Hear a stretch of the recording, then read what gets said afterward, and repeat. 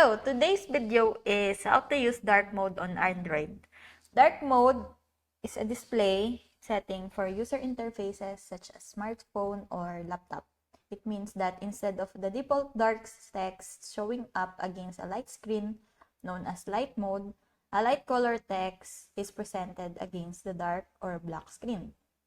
Light mode, however, is the default setting for most phones and apps.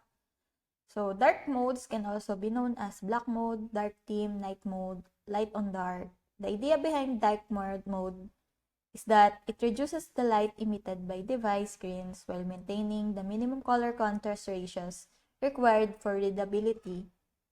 So, both iPhones and Android's handset offer system-wide dark modes. However, you will still need to set up dark mode on some individual apps. So, we need to go to settings and let's go to display and tap the dark mode. So now it's already on the dark mode. It's just simple, and I hope that this video helps, and if you have any questions or comments, kindly put it in the comment section below. And if not, don't forget to subscribe and like. Thanks!